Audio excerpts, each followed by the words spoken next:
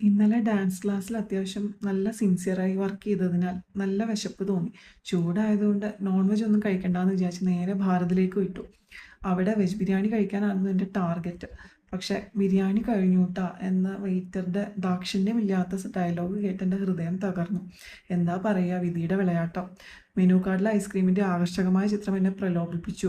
അവിടുത്തെ in-house special എന്നൊരു special item order ചെയ്തു. ഇത് നിങ്ങളെ കൊതിപ്പിക്കാൻ ഇട്ടതാണെന്ന് നിങ്ങൾക്ക് തോന്നിയിട്ടുണ്ടെങ്കിൽ അത് സ്വാഭാവികമാണ്. ഞാൻ തെറ്റ് പറയുന്നില്ല. പക്ഷേ ഡയറ്റ് പേരിനെങ്കിലും നോക്കുന്നവർക്ക് ഇതൊരു വാർണിംഗ് ആയിട്ടൊന്ന് അങ്ങോട്ട് കരുതിയാൽ മതി. ഈ കാണുന്ന സന്തോഷമില്ലേ, ഇത് കുറച്ച് നേരത്തേക്കേ ഉണ്ടായുള്ളൂ.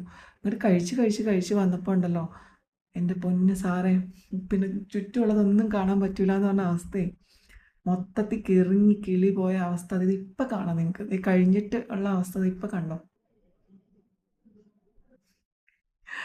ഇത് നിങ്ങൾക്ക് ചിരിക്കാനുള്ള അവസ്ഥയായിരിക്കും. പക്ഷെ അവസാനം എനിക്ക് സമ്മാനം കിട്ടി, 150 രൂപയുടെ ബില്ല്. അപ്പം എല്ലാവർക്കും ശുഭദിനം.